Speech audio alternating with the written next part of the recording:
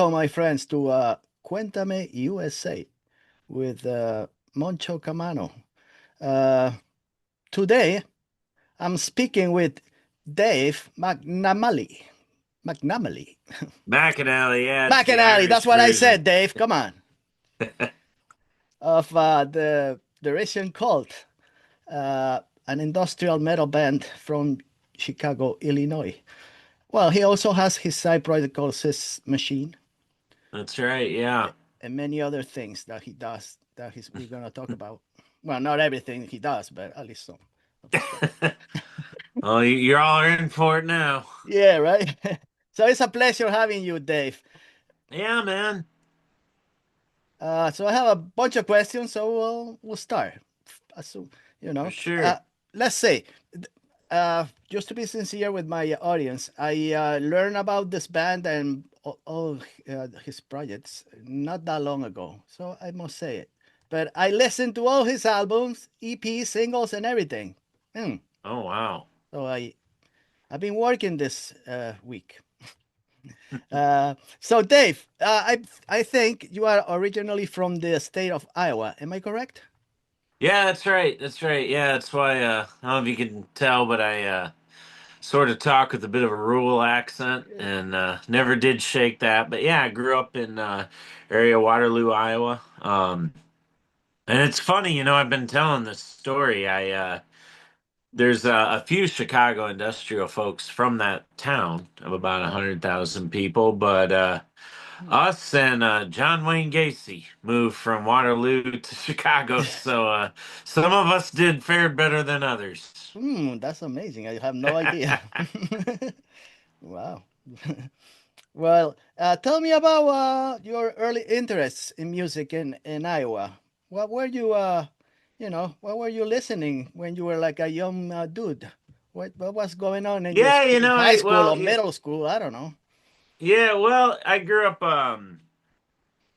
kind of a metal kid, Hmm. so for me, my first things where I was really like, music's a passion kind of came from, Guns N' Roses, Metallica, Megadeth. I was a thrash metal kid. And, Hmm.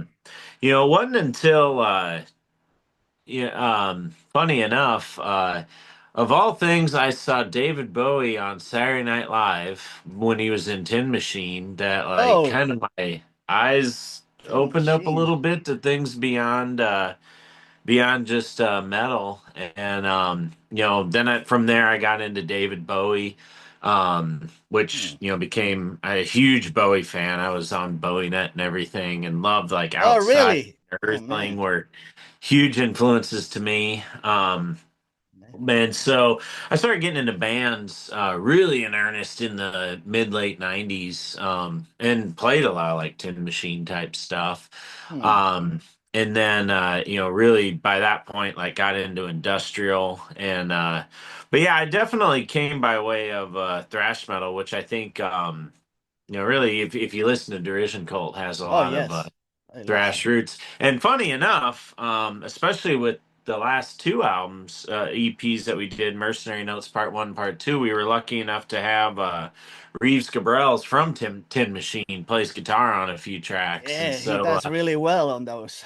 yeah, that was a total bucket list dream come kind of a dream come true to be able to collaborate with him. But Yeah, that was amazing. What were the songs? Deaf Blood, uh, yeah, he played on Death Slaves Blood, Warning Rebuild. Signs, and Slaves Rebuild. Yeah, Yeah, yeah. and he the thing about Reeves and Radiation Blues, he did the Okay, solo on yes. that too. And the thing about him is he's very for his high of a pro, because now he plays in The Cure. Yes. I always people ask about what it's like working with Reeves, and he's a very I've met famous people, Yeah, and like big stars. yeah. And probably he would be in terms of kind of the profile of people and who he's revered. He's kind of the legends revere him, and just such a down to earth, humble guy. So how did you get in touch with him? Who got in touch with him? Well, I actually. when he left David Bowie's after hours, he was Yeah. out on his own, and I was a big super fan of his solo work too. He put out two really cool albums, The Sacred Squall Now, which he put that Uh-huh. out when he was with Bowie, and then he did another one, Ulysses, which I was a huge fan of.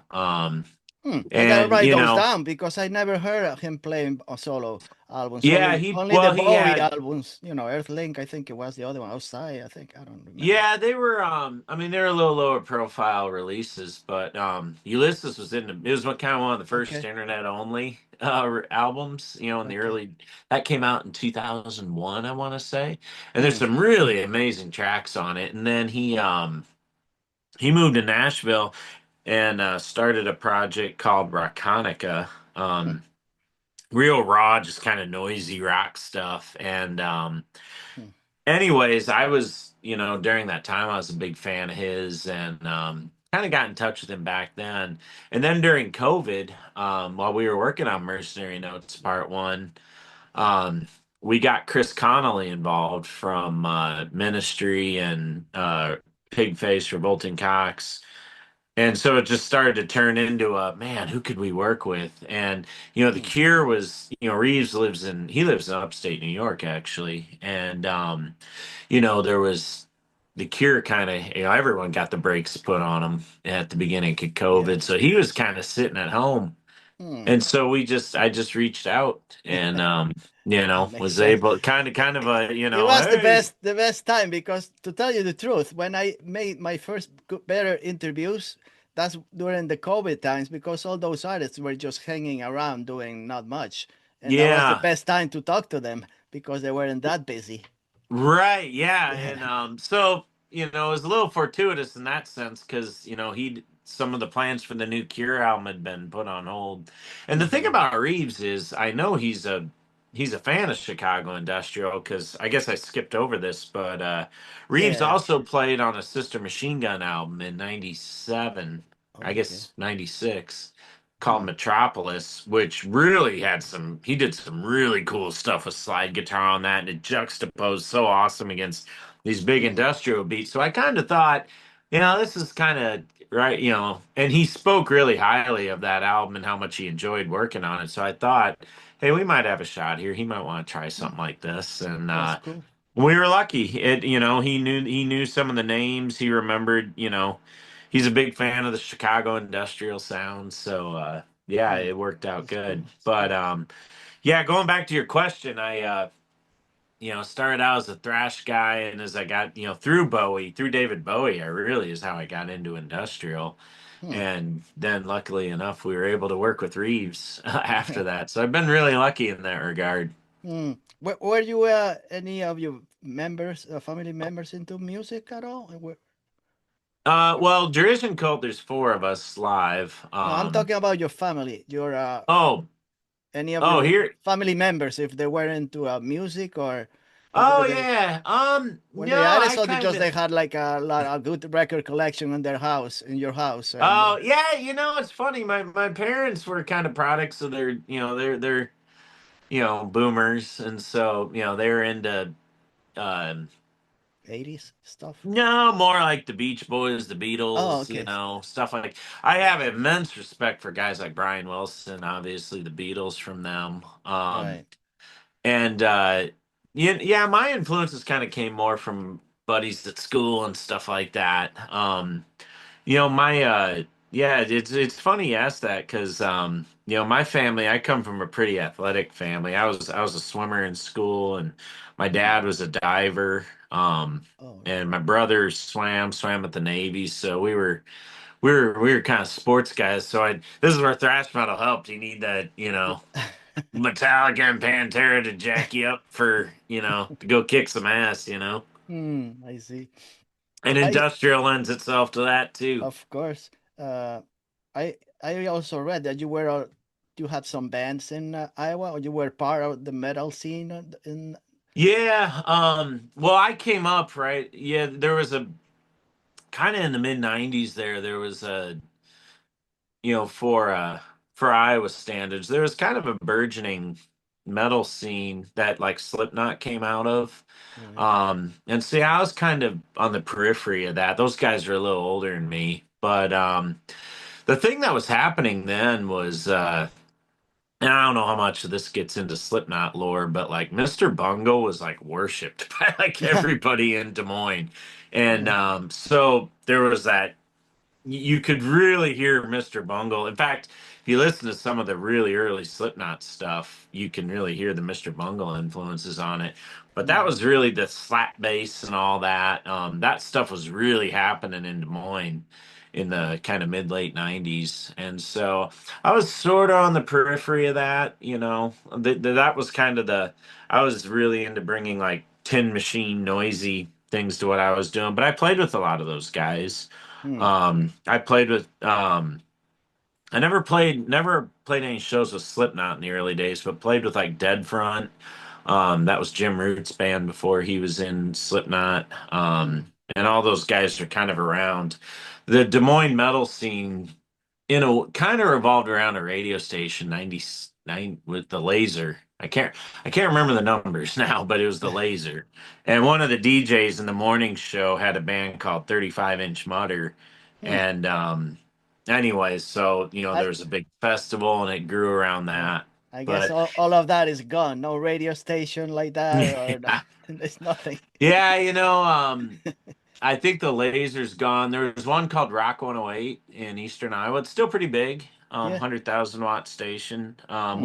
They play Derision stuff on there, and we're Yeah. Yeah. thankful for that. But yeah, yeah, you're totally right. It's funny. I think about that a lot. The different Yeah. ways people I, discover music now versus like probably when you and I were growing up, yeah, where yeah. When I came to the United States, I was listening to all the radio stations in New York City, and there yeah, were a bunch of them that I enjoy, like WNEW FM. I used to call on the radio, call the DJs and ask for music, yeah, in do the my horrible requests. English that I had then, even worse than now. So Where are you from originally? I'm from Spain. Oh, very cool. Yeah, I from used Spain. to go to Madrid quite a bit Oh yeah, for talk about. work. Yeah. Spain, and God bless Spain, the Spanish. The one time I left my phone in a cab from the airport, Oh and really? I'm Hmm. like, this was my first time in Madrid, and so I'm kind of freaking out because that was my lifeline, and Oh, God bless that cab driver. He drove all the way back to my wow. hotel from the airport and brought the phone back. Didn't He said no charge, and uh, Oh no, you were so lucky. my memory of my feeling of Spain is those are like the nicest people on earth because I never forgot that. Well, they got good food. That's another thing they do have. True that, Good. yeah, yeah, Yeah. So, like I said, I was calling those radio stations and asking for bands that I really enjoy, like at that time in the early '80s, like Rush or maybe Dire Straits, anything. I was asking for yeah, anything that I couldn't ask for dark like stuff because I know they wouldn't play it. So I have to ask for bands that they usually play. At that time. yeah. Early '80s Rush. That'd have been like Moving Pictures era. Yeah, yeah, like Yeah. all that stuff. And so I used to call You them. gonna go see the They're coming reunion? back. Yeah, you gonna go to that? I don't know, maybe with the new drum player, the female, she looks really well. So I don't know. I probably would. And any drum, I mean, I know Neil I don't know. Peart's like, how do you fill those shoes? But man, that girl has got quite the pedigree herself. She was Jeff Beck's drummer. Yeah, yeah, yeah. I So might. Well, if you ever make it up in Jersey, maybe I could go and see you also. Derision Cult. yeah, we're You talking never about know. it. Tours are tough, right? We're working on some things around the Midwest. Tours are tough right now just because I know. of I know. people coming out to shows and logistics. But definitely would. It's definitely something that we're talking to people about. Mm. Tell me, when did you move to Chicago? How old were you when you decided to move from Iowa? I was 20. Let's see. It's funny. I have to think about that. Well, I moved in. I moved here in 2004, so I've been here 21 years. Oh. Hmm. So what was I, 25, 26, something like that? And it was one of those things where it wasn't really on my radar to move here, but I just had my got laid off from a job and just broke up with a girlfriend, and I had another couple friends who moved here, and I just thought this is a sign I should just do it. Yeah, yeah, Good time. there's those moments in your life where like you look back and you realize like, man, this is a pivotal decision that Yeah, of you course. made the right choice. I don't know if you felt that way when you came from Spain, but Well, I felt horrible when I came here. I was like totally down when I came here, you know. My parents were here, but I was living with my grandparents in Spain. oh, So I I came see. here and I was like depressed because I couldn't speak any English. And, you know, Oh, you go to school and they laugh at you. They say, what the fuck is this guy? You know, oh, he's like I an see. Oh, that's alien. too It's bad. an alien. He doesn't know anything, you know, things like that. It's okay. Oh, Just at the well, from beginning, couple of years. But yeah. then because I knew a lot about music and I saw the cool guys with the t-shirts, you know, like I don't know, Black Sabbath t-shirt or AC/DC or even Marshall Tucker band, whatever they had. I knew all of those bands, no matter what. So, you know, I could, you Fire know, on the Mountain, man. I do yeah. acoustic shows and I So play that I knew about sometimes. all the bands. I like rock music. So, you know, I got into, you know, talking to friends because I brought my Rush t-shirt and they said, oh, this is a cool guy. Oh, he likes You know what's music. funny You is know? when I was in high school, my first introduction to Pantera was from, funny enough, a foreign exchange student from Spain. Uh, Showed him. His name was Carlos, and Carlos Delgado, I think was Yeah. his last name. God, I haven't think back. But anyways, he Yeah. was, you gotta check out Pantera, man, and that was how I heard about him. Yeah, that's how I got into, you know, got friends that they like, you know, I liked everything. And I know about a lot of music because I have friends that before moving to the United States, they were here, like cousins, they were living in the United States. All right, on. So when they went for vacation, they will bring all these cool cassettes, you know, like Kiss or Foreigner or all those sticks, all those bands from the United States who I Sure. had no idea who they were, you know, at that time when I was younger. And, you Yeah, know, so when I moved to Chicago, I kind of a little bit, it was a bit culture shock, small town kid in a big city, and I it was I'd kind of come right after the not right. It had been a while since like industrial was like huge here, but it was an interesting time for music in Chicago because like Wax Tracks had been long gone, but a lot of those bands were still kind of operating, and there it was really experimental time. um, I kind of got lost. I came here and got a job with an ad agency, and I spent about 10 years just really kind of focused on that. And it wasn't until, but about 10 were you years. composing music at that time when you were like working in an advertising agency or you just put everything Well, aside? yeah, I ended up, I went in it with the intention of composing stuff, and I just kind of got sidetracked. And what actually brought me back, Hmm. I started to kind of get it in my head that like, wow, music didn't happen for me, so I should just forget about it.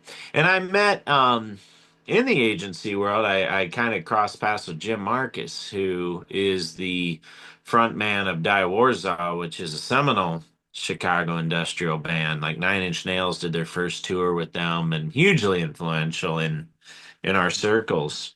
Hmm. Well, Jim was at the time a creative director at BBDO, which is a big creative agency because he had that side Hmm. of his career too, and he's a very talented designer. He's done like all the Derision Code artwork and our logo and stuff, and good friend. But Hmm. this would have been 2010, maybe 11.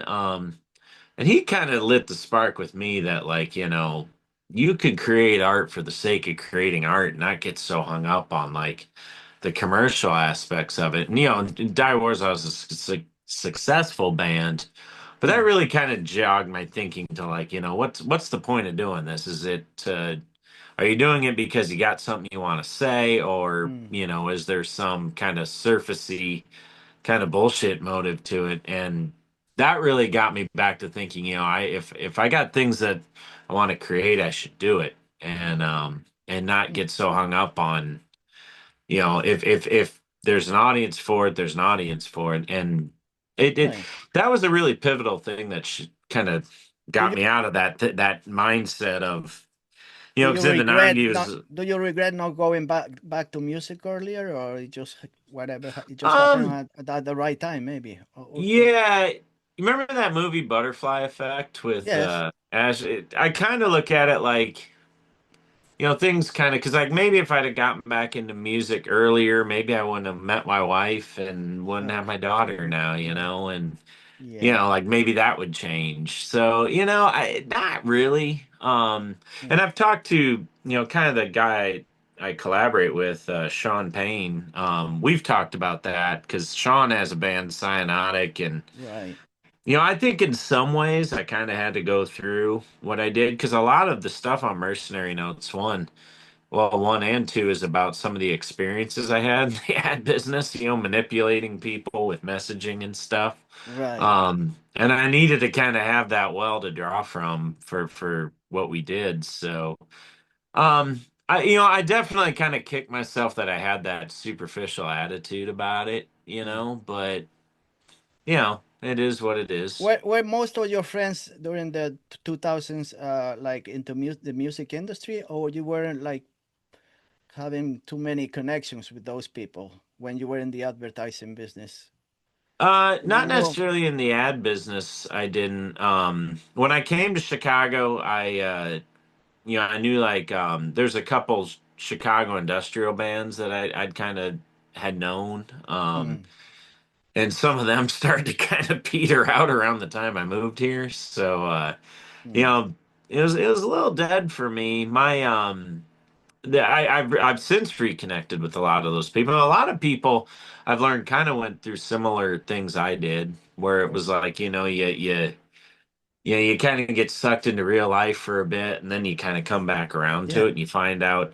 I think when you get into your 40s is kind of the point in your life where you start to live what you were meant to live all along, yeah. and No, I talked to a lot of artists, especially female artists, where they get married, they got kids, and they put the music on pause for like many 10, sure. 12 years, and they come back because they're missing something, and Well, they a good come. example of that is Yeah. Lita Ford, Oh, Lita right? Ford. Yeah, that's true.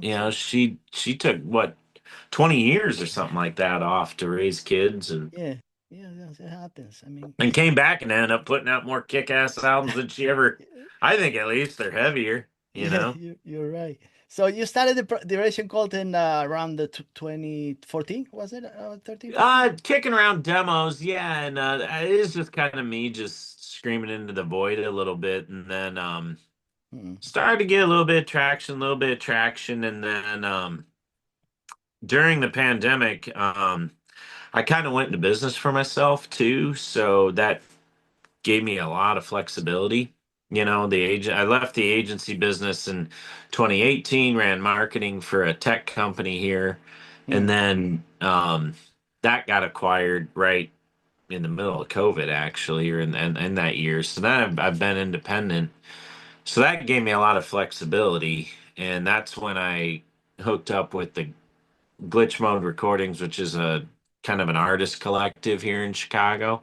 Mm-hmm. And that really kind of like, you know, things kind of took off from there. So So when did I you would meet say Sean Payne and those guys, Brad Houston and Jesse Hunt, all those guys? 2021 is when I hooked up with him. And Oh, I'd always been a big fan of Cyanotic. mm, So, for probably 10 years before that. Really, really liked that album, Tech Noir. mm, But I have a friend actually from Iowa, Gabe Wilkinson, who Sean had worked with. And I remember specifically, I really wanted help with building bigger beats and bigger mm, drum sounds. And my friend Gabe was like, "Hey, you should get connected with Sean." And, mm. the total organic like that. But, we've become pretty good friends. Sean and I have we've been through a lot for Yeah, outside of music. He had yeah. I read, got I read, I read about the accident and all that.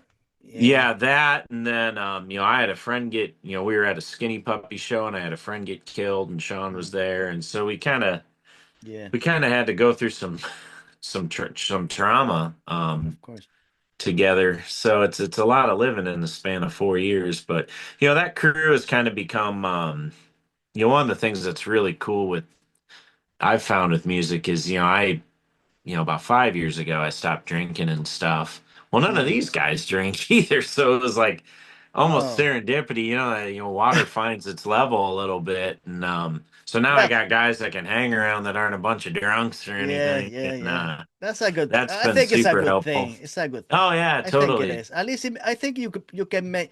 I don't know. I'm not gonna say you are a better person, but you at least healthy wise, you feel better. I think if you. Yeah.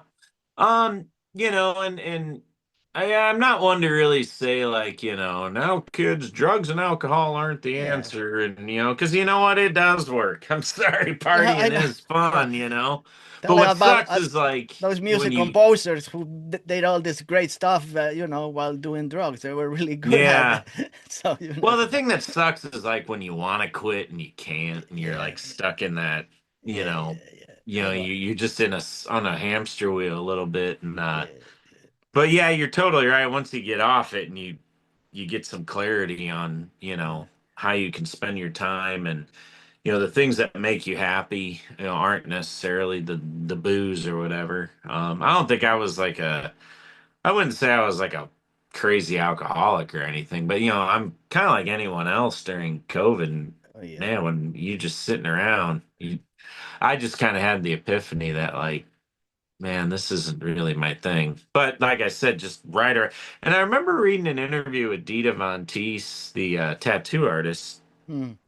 She had quit drinking around then, Hmm. and she mentioned that like, because one of the things, when you're not going to bars and stuff, it's there's such a social aspect to drinking. I guess where all my friends were, and Yeah, yeah, so it was kind of funny that it worked. And anyways, so Dita was saying when she quit, she had those fears like, well, God, what's going to happen to my social life and everything? And yeah.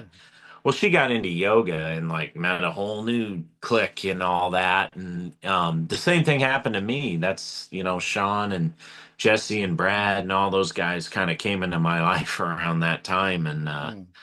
it's funny how that worked out. But yeah, Hmm.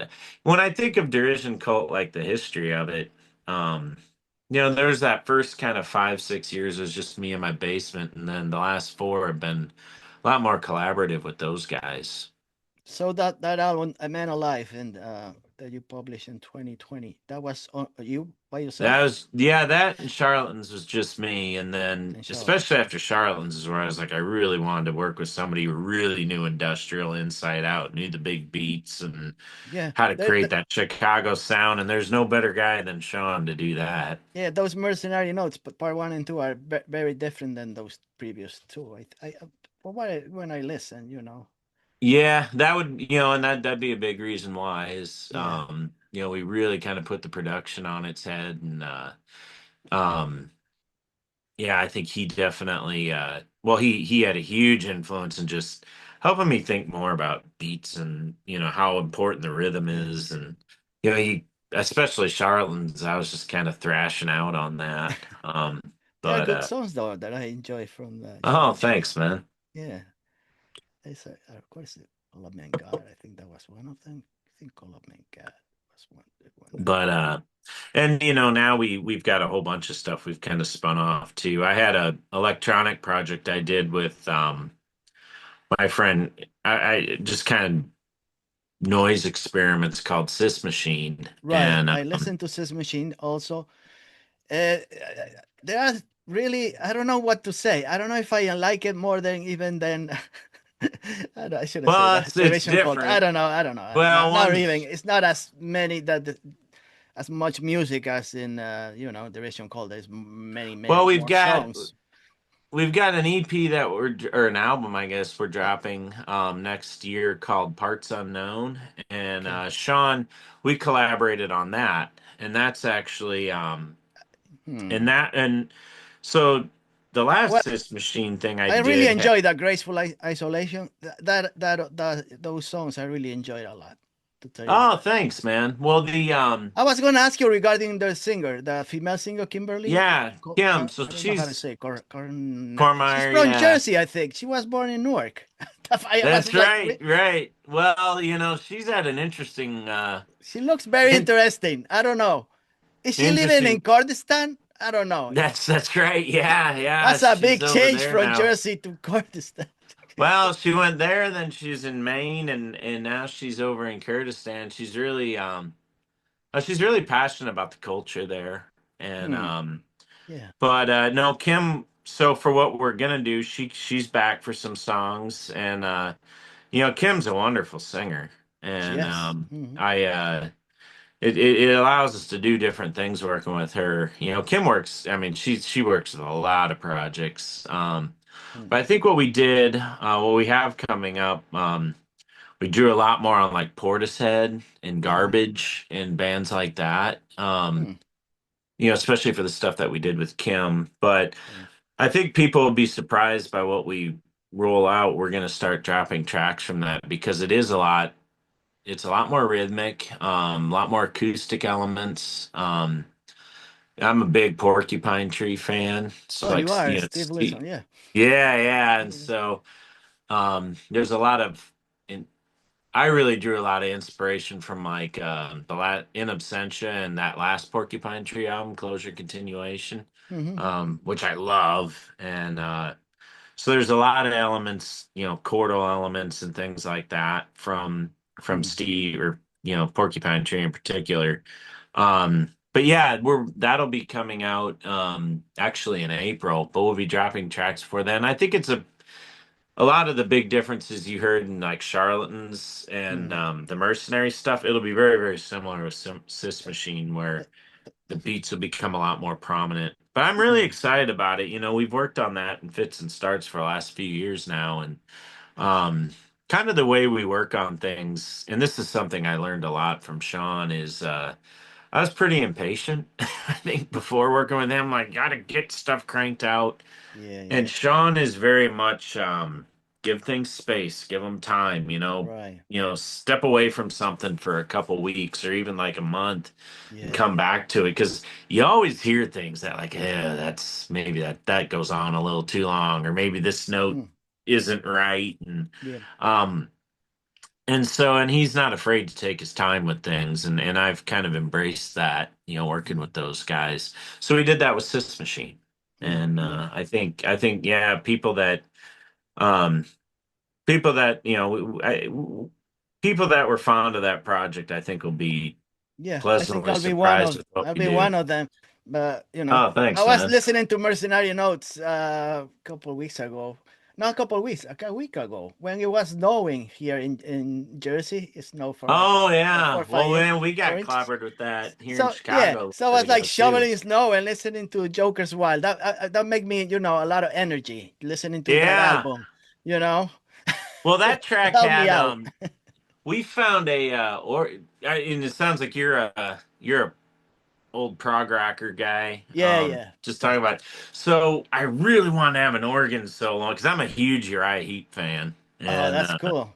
um, I wanted that Ken Kesey just badass that Like '70s distorted organ sound. I love that. Like John Lord and Deep Purple and stuff. yeah, yeah, and we found a guy in Brazil actually Mm. who cut that organ Yeah, solo there on is a that yeah, track, and yeah, I told him I was going like, man, could you do something sort of in the vein of your eye heat, Deep Purple, like just a rocked out rotary Rhodes organ solo, and he just nailed it, yeah. and I so love that break in that song. That's like one of my favorite things on that EP is that organ solo It's on really that cool. track. Yeah. And then we Yeah. also had Pete Berwick, who's an actor here in Chicago, kind of did some spoken word stuff over that. And Yeah. he's the voice you hear in the chorus on that. And Pete was in our Slaves Rebuild video too. And Mm. so he's Yeah. a big cowpunk musician also here in Chicago. So it was fun to work with Pete on that. Mm. You talk wait. The Russian call sounds more like raw, I guess, more intense than Sis Machine, I guess. Well, Yeah. there is always dissonance. I like dissonance, in music. I like the no so pretty music sometimes. It's like Yeah, it's I funny. like conflict in the music. Well, I think that's pretty intentional. I think we talk a lot, industrial music when done right isn't supposed to sound I mean it's supposed to sound gritty, Yeah, and yeah, it shouldn't sound like it was made in a pristine yeah, studio. I mean, we did that's not to say we aren't very meticulous about how we do it, and there's a lot of yeah, layers and stuff, but yeah, I tend to like, with derision and, anytime I'm putting heavy guitars on things, I don't want it to sound too pretty. yeah. Like it It's a lot should of feel a little it's a lot of metal um thrash and punk. yeah. Yeah, And that's a pretty big distinction between Sis Machine and yeah, the derision stuff. I use different guitars, different instruments, different whole different palette of sounds for that.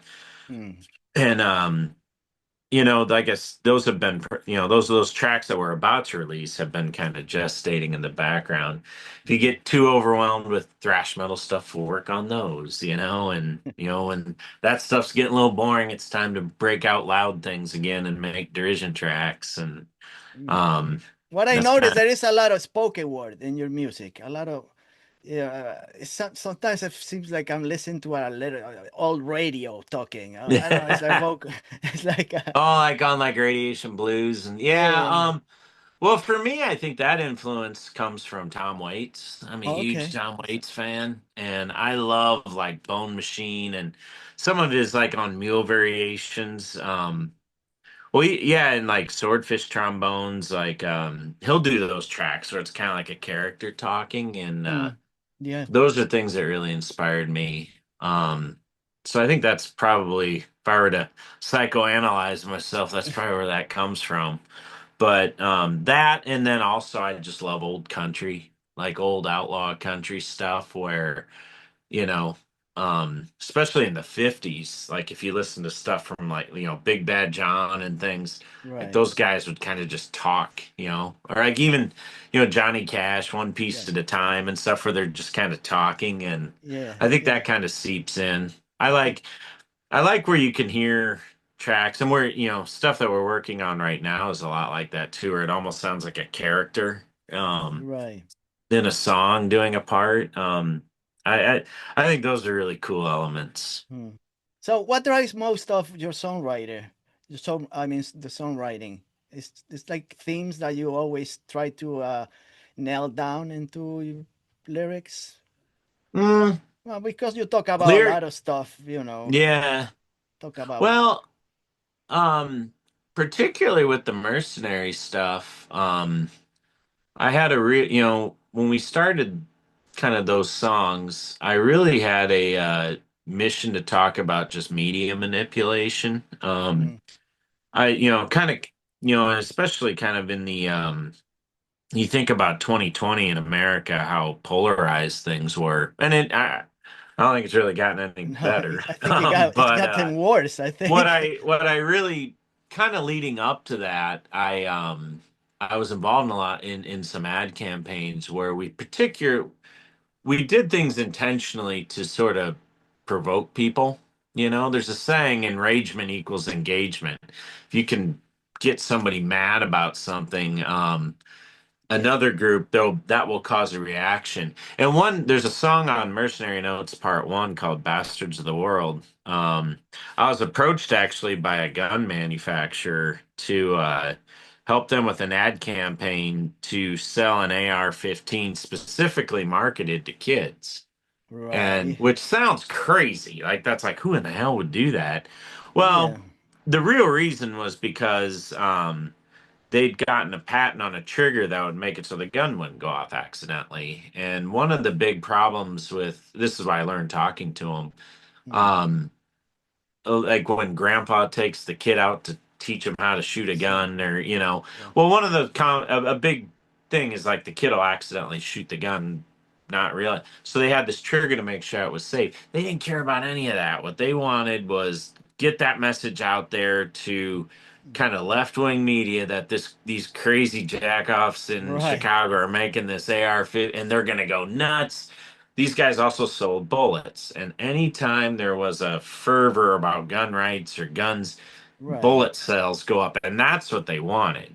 And I didn't take the project, and the gun never made it to market, but I was doing a lot of things like that. Some bigger brands too, like Nike, Mm. Audi, I Yeah. remember. Mm.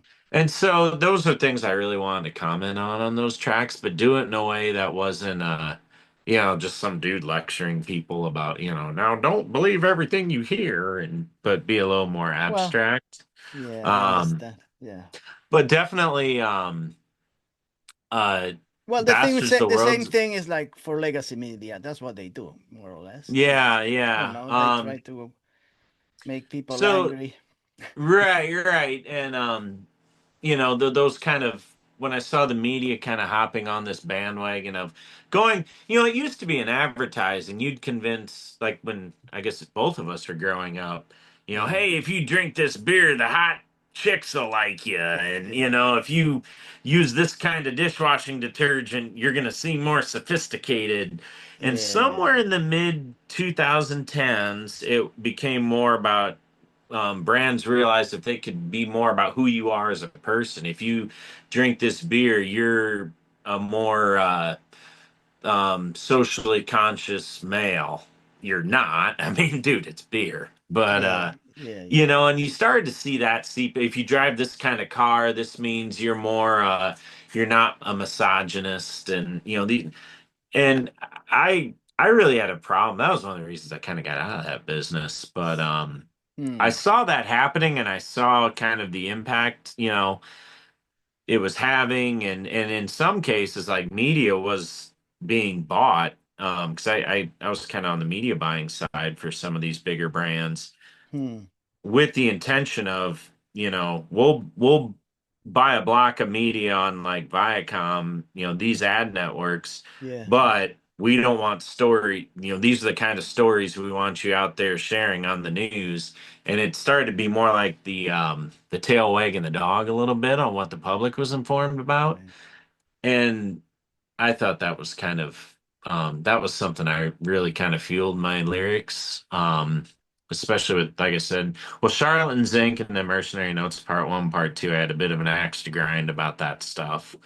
And Yeah. So so I guess being in advertising, it made you write a lot of lyrics that have to do yeah, with your around those job. things, yeah, yeah. And Yeah, I know. You talk about the nowadays, culture, modern life. You talk about the industrial decay. You talk about a lot of stuff. That. yeah, and it all kind of tied back to that kind of concept. Mhm.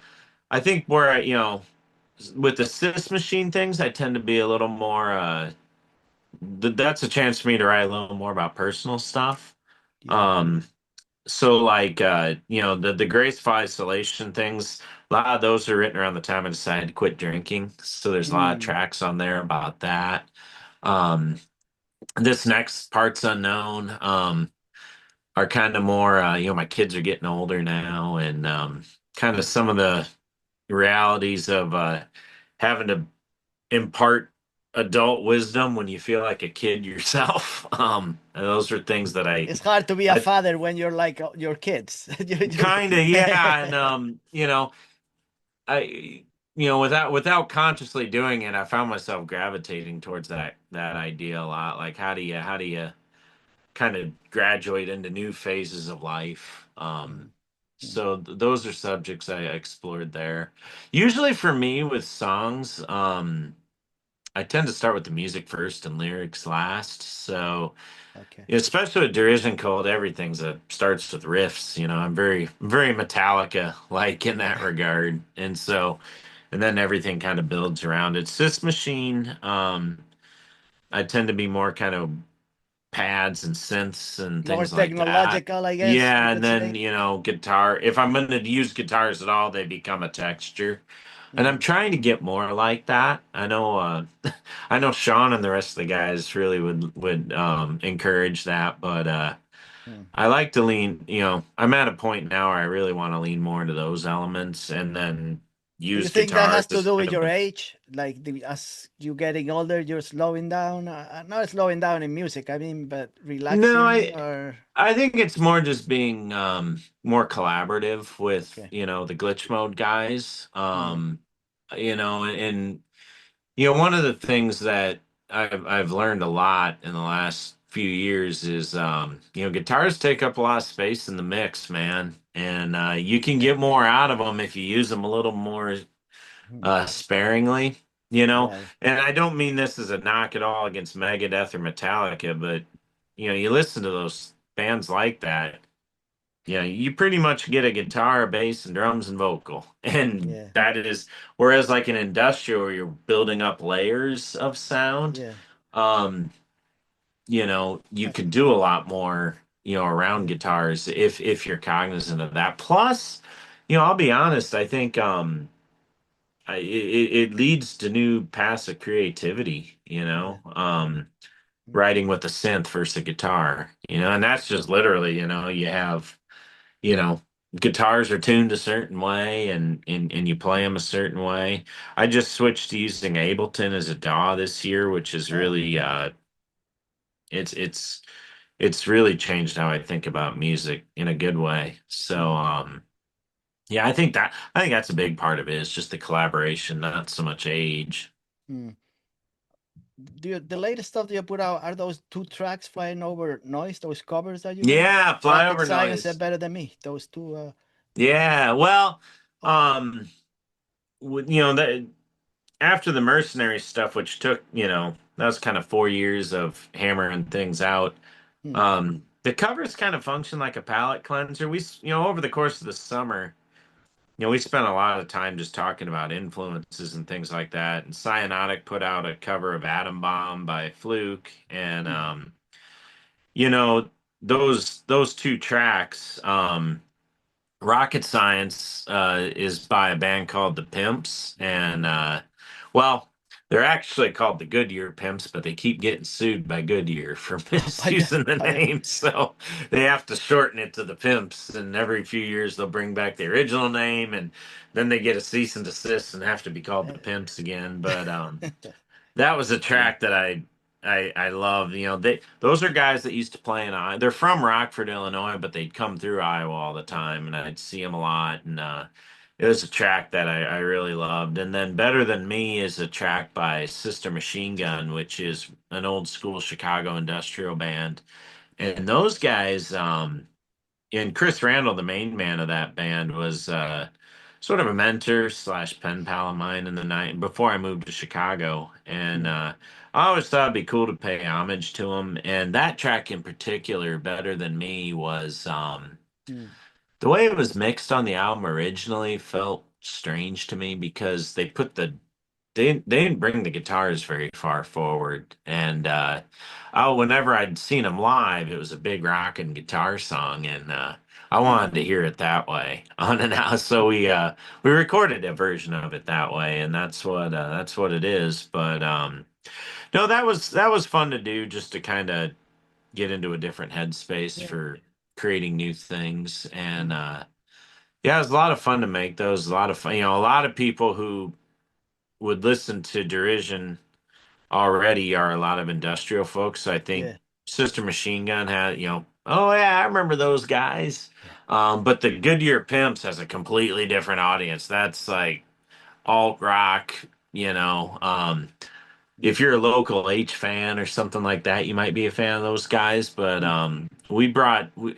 I'd like to think the people that listen to us probably wouldn't have checked them out, and vice versa. If there's Pimps Yeah. fans I gotta that, check them out myself. I don't know. I never heard of them. they were I on, heard your song, but I don't know about the band. yeah, they're an independent underground band, Hmm. but we wanted to represent bands from Illinois, so that's why we call it Flyover Noise. Okay. There's a saying we were originally going to call that EP. There's a saying around here called FIBS, which stands for fucking Illinois bastards, and that's what everybody on like the Mississippi, like, or people are in Wisconsin, that when people from Chicago come up to go to Brewers games or whatever, like there's that Yeah. term, here comes the Fibs, and Anyways, we didn't call it that because we realized there's only a handful. Not everyone would know the reference, You're right. No, not really. but we put that out on Bandcamp just to have something fun to share, and it Yeah. was a good exercise. We tried some new tones on it and stuff. Mm. Do you ever get sick of any of the songs that you write? Like say, oh, this is really bad. I don't want. What the hell did I did that do? I made something that I really didn't like it. Like Well, you wanna take out of the out of the record, say, this song I don't really think is that good. Or maybe you think all of them are great. So, but have you ever? oh yeah, no, it comes and goes. I have Yeah. favorites. We've never played that first track off of Mercenary Notes Part 2, Where Are You Now? Okay. Partially because it's really difficult to do right. Uh, I wouldn't say there's any like from Mercenary Part 1 onward. Some of the stuff from like Charlatans and Man Okay. Alive, I kind of lose that they're kind of out of sight, out of mind for me. I should probably listen to those again at Maybe you some can point, overdo but him. Do another version. yeah, yeah. Well, it's funny. Cyanotic, who is, Hmm. kind of the main glitch mode band, they're getting to where they're coming up on like 20-year anniversaries of tracks, and they're they've kicked around kind of doing things in new ways and using new sounds and stuff. Yeah. And there's been some experiments like that, but You never I know. think I when it comes to tracks, at least for stuff that's in our live set. No, I haven't really gotten sick of playing anything. Mm. Um, there's some tracks that take a lot out of me to do live, Mm. so I'm kind of glad when we get them over with, like, yeah, we survived that. But um, It wasn't that that I'd bad. say that's the main thing. We Mm. don't, it's not like we toured Yeah. these things to death or anything, so they're still fresh and fun to play. Do you put a lot of stuff in your in the shelves, like folders with stuff with future plans that you think you might be able to do in the future, or you don't plan ahead? Well, we've been working on a cycle of new Derision demos. Kind of the way we do things is very iterative. Like, Mm. get kind of a skeleton of a track, and then we'll refine it. So I would say it'd probably be a year till we have something ready to share with the world on the Derision side. But we've got a few projects in the works. Like I said, Right. Sys Machine Parts Unknown. We've been working, that'll come to life. But we have another kind of collective project that's more kind of cinematic in nature, like Mm. soundscape type stuff called Mm. Doom Tech Cinema. And that's been, you know, we don't really have any concrete plans for what we're going to do with that yet, but we've been doing a lot of improv. Everyone just who's ever around, we all get together and just bang on noises Is it until, just hey, we got music? some. Just music or Yeah, but instrumentation? it's music with the intention of it, like kind of being like a soundtrack to a movie that doesn't exist, if that makes sense. Mm. Because all of us are big soundtrack fans. Mm. You know, um, I I love what John Carpenter's doing now with like Okay. the soundtracks, like Lost Themes. Always been a huge fan of, well, John Carpenter's always done his own music for Mm. stuff for his movies. Mm. Um, and I love that stuff, and so is everyone else. Huge, fan of guys like Hans Zimmer and Alan Silvestri, and I think some of the I think some of the stuff Trent Reznor's done, especially on that Oh, last Tron soundtrack, is it's really cool. yeah. I heard that one. It's Um, I really like enjoyed that one. yeah, and it was Yeah. really clever how it actually weaved into this action of the movie. Mm-hmm. Um, but it's been kind of a idea gestating for a while, and so we've just been kind of freeform building stuff that would be like, what would be cool themes to go to like an action sequence, and kind of operating more in that mode. But in the background, we've been working. I don't have any really like, here's when we would release anything or even what Right. that'd look like, but it's something that there's a whole whole bunch You're of us. working on it. You're not just sleeping. you you you Yeah, yeah, working. yeah, no. And if you follow us on Yeah. Instagram, I mean I've been sharing on yeah. a lot of the improv scenes. I've been sharing clips of them on there, Yeah, and sometimes it's like, oh man, we should have kept that to ourselves because that was a really cool bit, and hopefully no one steals it. But the uh yeah, that's been kind of going on in the background. There's projects across the board. Cyanotic is still hmm, they're always working on material, and sometimes I'm around for that, sometimes I'm not, but most yeah, so yeah, it's funny you say that because I do feel like things are a lot more like a collective now. And every now and then, remixes come along where, one of us will get asked to help with something, mostly Sean. We've done some tribute things. There's a Die Warzod tribute last year for Regen magazine. yeah, We put out Land of the Free on that. I'm sure there'll be some things that'll come up again this year. So, yeah. yeah, always this or that, I suppose. Well, like I said, I started to know your music, but not that long ago, a couple months ago, and I've been watching. I'm being checking your posts, listening to your music, and I enjoy industrial music, industrial metal, industrial music, Oh, thanks, man. EDM. I like anything. Music is music. So I Well, what I I love like your about stuff, the stuff you do. Yeah, oh, thanks a lot, man. yeah, Appreciate it. We're it's been really fun these last couple of years because I've kind of been able to sort of trust. I can kind of be a guitar player and work with guys who are really good at industrial and bring other influences like country and blues into it. And what comes out the other side is no doubt industrial, but it has these yeah. elements. And Those notes. um, we're passionate about things. You talked about dissonance Yeah, earlier, and it's really easy to make things sound super perfect now. And I think that can be a mistake with music, because like you think about the early days of industrial, and I'm yeah, talking like Throbbing Gristle and yeah. stuff like that. It was all the crackles and farts that came out of these synths that like made it cool, and I mean, for me, for music is like for me it's like a female with too much makeup. It's sometimes too much. You don't need that yeah, much to well, be perfect. You want to be perfect, but you're not perfect. It's just too much. yeah, yeah. No amount of makeup's gonna make us pretty, so it just kind of is what it is. But Yeah, no, I think at least for us, we always have a term that we you know, you- I mean, Glitch Mode itself is in Humboldt Park, which is yeah, it's a very cool neighborhood, but it's pretty gritty. I mm, mean, L tracks and yeah. we want this to sound like it came from here, and I don't. Chicago is not Miami, it's not always sunny, it's not No, I always, know. um, and so I don't know if that makes sense or not, but it's I understand. anything that we do, we want to. We have a saying, that um, on our glitch mode stair. I'm looking to see if I have one down here. I thought I did.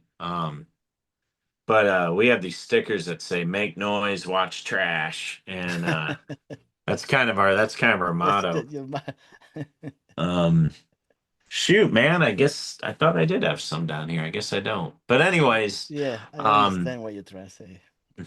Yeah. Well, like I said, I really enjoy listening to your music, both projects, and thanks, man. yeah, both projects.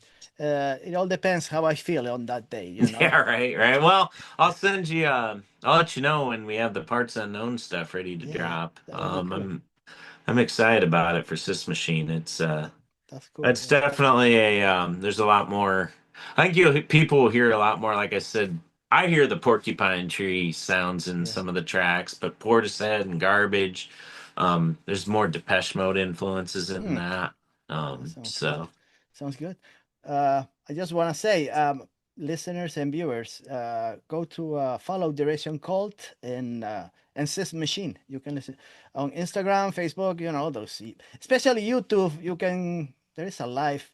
Yeah, Uh, yeah, we're dropping a lot of stuff on there. Derisioncult.com. It yeah, also has links to everything. Bandcamp. The last thing I saw from you guys was the live at the Cactus Club. The quality, the sound is, because it's recorded with I think that iPhones was a or phone recording or yeah, something. but Yeah, it's really yeah. cool. That's what the first time I saw you guys Oh, play. is that right? What was that? Well, In we're this year, I guess. In Milwaukee, was it Milwaukee where yeah, that was a play? fun show, man. We did that Yeah, with AM Psych and Cyanotic and Cool Little Rock Club. yeah. We're playing our next show is February 6th at a place called the Goat Hmm. Village, just outside of Chicago, and I'm really excited about that because that's a cool, kind of newish venue by Hmm. an old school Chicago rock guy. Yeah, we're looking forward to that. We'll have the cameras out for that too. So if you're Yeah. not in the Chicago area, we'll be sharing that. We're gonna play some new tracks that we haven't played live before on there. So Yeah. I'm really Sounds. excited to play those. Yeah. Sounds cool. I guess you can also go to Bandcamp, right? And Oh yeah, they yeah. can buy your records, everything in there. You got cassettes, T-shirts, stickers. I don't know. Oh yeah, Your yeah. It's digital all there, man. albums. We Yeah, it's still, all there. I love. I guess you and me kind of come from. Yeah. I uh I still love physical mediums, man. And Yeah. it's fun to create the artwork and it's fun to look. I Yeah. like looking at it. And, Yeah. Yeah. Yeah. I know people stream everything, nowadays, but, I just bought a record player the other day. oh, did you? Yeah, I decided, and a cassette player because I still got cassettes. You know what's funny is we did a cassette, those singles of, Deaf Blood. That was the first time I'd put out a cassette and, Yeah.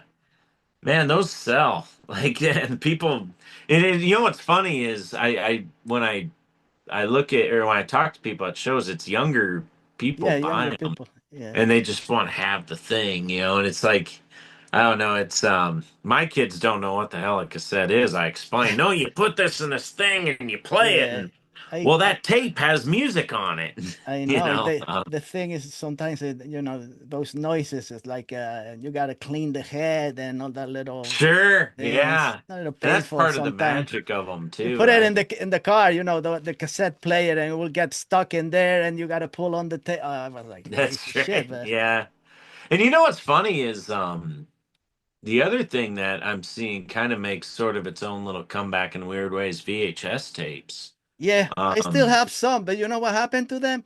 They've been sitting in boxes, and when I open them, it's like a lot of mold. oh no. And I'm like, what do I do now? If I try to put it on a plate and it gets dirty, it's all lines and shit. I'm like, I just keep it put it back in the box. Maybe one day Yeah, I'll be it's able to clean them or something. I don't know.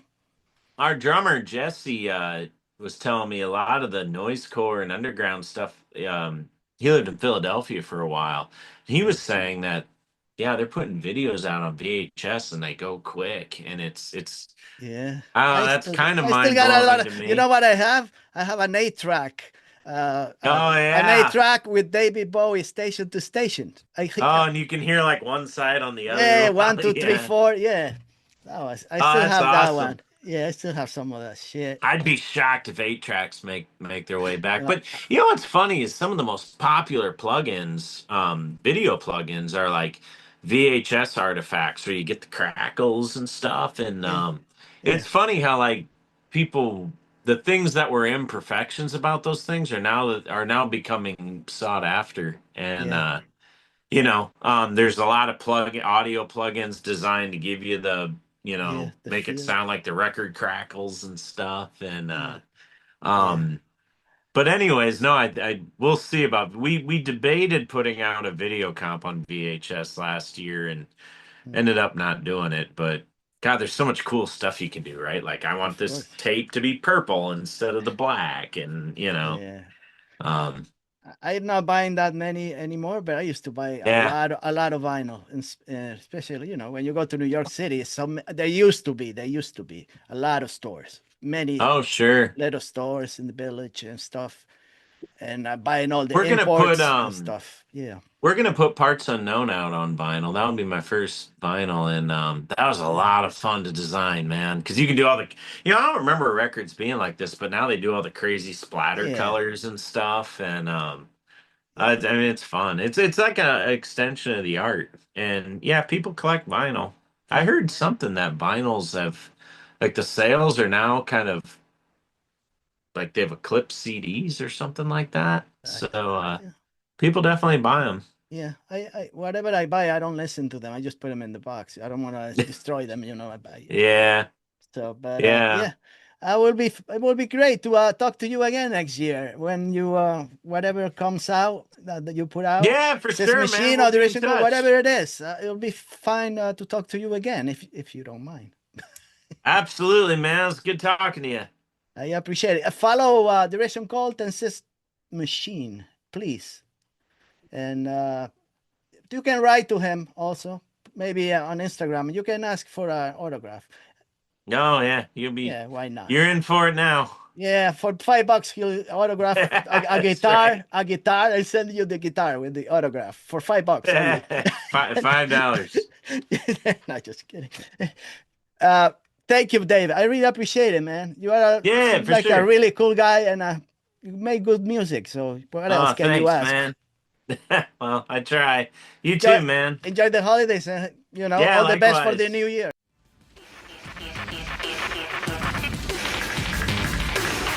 Burst from the world